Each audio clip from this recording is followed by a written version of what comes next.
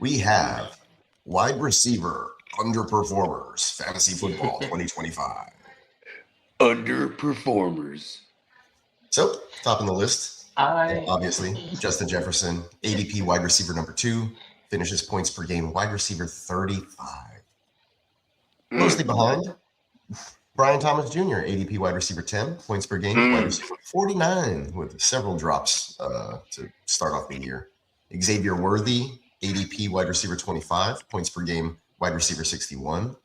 Jerry Pooty, ADP wide receiver 33, points per game, wide receiver 68. And Matthew Golden, ADP wide receiver 39, points per game, wide receiver 93. And that's probably a lot to do with Christian right White out the gate. That was that dynasty shit I was talking about. How a lot of the dynasty fantasy community spills off into the redraft with guys like Matthew Golden being drafted, within the first 10 rounds, even. You know what I mean? Worthy was pushed up because of the Rice stuff, suspension. Yeah. And then we found out they just aren't really good throwing the ball to a speedster if the offensive line is bad and you can't let the plays develop down the field for an Xavier Worthy. And these guys had to have a top 50 ADP in order to qualify for this. Yeah, okay. Oh, wow. So they're wow, people were taking Matthew Golden that high. 39.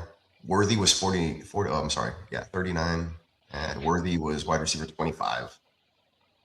See, that one I can make sense of that during going into the course of the year. But Matthew Golden, that's crazy. That's like Jerry Jeudy at wide receiver 33.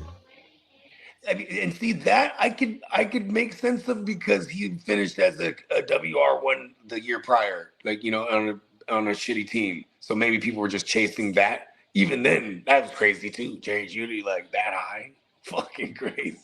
J Love's telling me the fact that Cam Ward lost a fumble and that's why I lost the championship is nuts.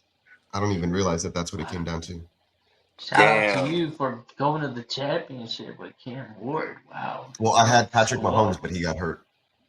Yeah, shout out to our man J Love. He was in 22 joints this year and won 11 out of them.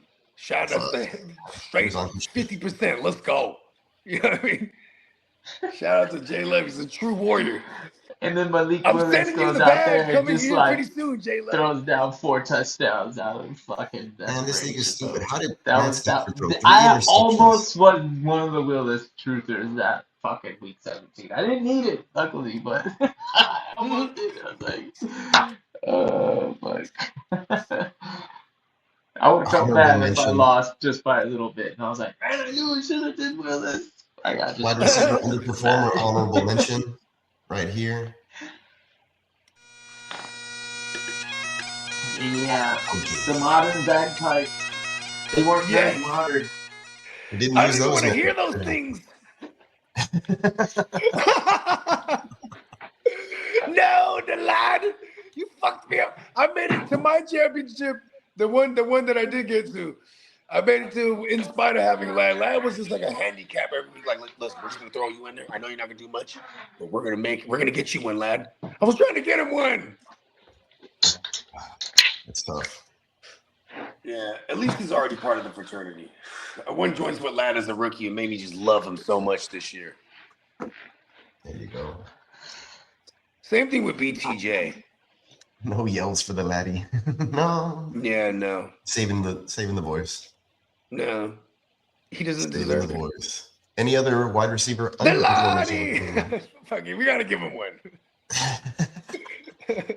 I got a little perturbed when you started playing the bagpipes. This reminded me of Vlad and all the years. Lamar Chase was on the verge for a little bit, but then he Joe Burrow came back. Yeah, I don't know where Cooper Kupp was getting drafted, but he was definitely a letdown. Was it Cooper Kupp? Oh, he's like a double-digit round guy. Yeah, he was right pretty late, I think. Yeah. So if he would have been a top 36 guy, that would have been value actually. But yeah, I don't know if he finished inside of that though. Yeah. Did he finish inside of the 36? Shame on you, Cooper Kupp. I don't know where Cooper Kupp finished, to be honest. Yeah, I didn't. The fact that Sam Darnold was lighting things up all season is just still beyond me. And that they're on the verge of potentially having a bye week. with Sam Darnold. Remember? Stupid Rams. What the hell was last night? You know what? The Cooper Falcons. Kupp fumbled in that game too. He was trying to help the Rams as much as possible. Check this out. When Maybe the Drake season doesn't matter, because of, when everything's over, when the shit. fantasy football doesn't matter and you don't need them, the Atlanta Falcons are the best team in the NFL. I know. I needed Bijan so bad last night. He did it for me too. We still fell short. It was that bad. Where was McLaurin getting drafted? Not very high, I don't think. Yeah, because McLaurin definitely had the He was whole like TD regression. He had TD regression built into his ADP. That is Marvin true. Harrison, as always, that motherfucker was.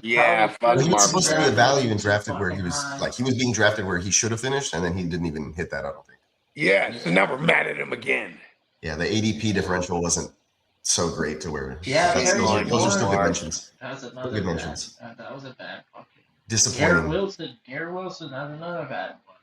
Oh, they tried to bat him too. And Ricky Pearsall, they ended up being injury. And you could say Keon Coleman, Travis Hunter. Travis Hunter was a killer. Injury. Listen, if Ricky doesn't get hurt, he's 100 yards a game. He's ready, bro. I'm telling you, man. Like, that's how he started out. He started right and Evans and Godwin, in their moments, they pulled through and became league winners for you. Buka, crash and burn. How much of that is Baker? I wonder. I mean, maybe he was just playing hurt since he got hurt. He does that have would be like weapons. Since week 6. You know what I mean? Like, remember they wrapped his whole hamstring and he went back in that same game, and then he was just like fucked off the rest of the year. Wow. Yeah. And it wasn't like they weren't trying to get it to him too, like in the end zone. He was still, and that one. I had to look into this one too. I was like, what happened with Tampa? I was like, oh, it's their offensive line for sure. Because their defense has been Swiss cheese as well, and there's but they've always been like that. But that's why we love Baker, because they're going to be supposed to be a defensive-minded head coach. Yeah, that is true. I love Skeletor. Shout out to Todd Bowles. He's like the real life Skeletor. Hilarious. I gotta get some Skeletor drops. Yeah. Jaden Reed was a pretty big disappointment too for a lot of people. A lot of those are, still partly injured. Yeah. Brian Thomas was just like, wow. Yeah. That was kind of a Never Lawrence thing for sure. And then Brian Thomas got hurt too. So it was like, and he was dropping stuff too, though. It's crazy. You know what it is for me with Brian Thomas? I chased him with Mac Jones last year. And like the fact that Brian Thomas was on a bunch of my championship teams last year. I was like, yeah, love you, Brian Thomas Jr. We're going right back to the well. You know what I mean? Yeah.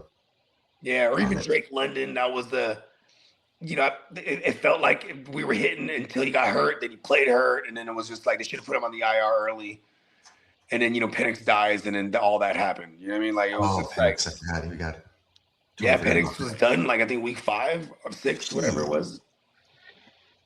Yeah, and by week 2, Drake London got hurt. So he blows up week 1, and then week 2, he was shitty. And then week 3, I think he had a decent game. And then that was pretty much it for London the rest of the year. He was just, you know what I mean? So the London's kind of JSN was drafted high, but if we're just looking at tier jumpers, I'd say JSN definitely jumped a tier, like, because we're to the elite tier. Yeah, to the elite tier, man. Like next year, he's he's the top 3 receiver off the board. Like he's a polar bear, bro. That's an inside joke from this morning. As I sent the chat one of the wrong slides. I was asking Chat GPT why or how polar bears are elite. Nice. Well, because they say polar bear. Listen, what can a polar bear fuck up a badger? Because I've come to learn that since Steamboat started calling me the badger, I was like, wow, the badgers are some of the toughest motherfuckers, though. You know what I mean? Like you just hit that badger with some venom, he'll just come. I guess the polar bear would just eat him. It's because my kid hit me with some facts. He was like, who would win in a fight between like a black bear, this bear, a brown bear, and a polar bear? And I was like, I don't know, like all this stuff. And he gave me all these like tidbits as to why a polar bear would just like crush these other ones or whatever the fuck. And I was like, oh, okay. I forgot what they were, right? But then I had to look it up later because somebody posted a picture or a video of a polar bear on plank of ice, and it was just there chilling by itself. And they were like CJ Stroud trying to get into the elite QB conversation. I was like, polar bears are fucking elite, bro. What is this guy trying to say? Like, they're the best of all the bear kingdom. And they say I retweeted it with like one of those shrugging emojis, like, what the fuck? The polar bears are fucking elite, bro. Bro, they say look at that polar bear was on the ice, so he can go to the other side and go kill some shit. Like, yeah, for sure. Polar bears are like that, bro. Like they say they're the most vicious. Like, it's because they look cute and cuddly, bro. Yeah, nah. I know, drinking Coca-Cola and stupid shit. Coca-Cola. Giving us those false images of drinking Coca-Cola. You guys see a polar bear out in the wild, do not approach. Actually, if you see one wearing a Santa hat, if you see a polar bear in the wild, you're dead. No, that's a fact.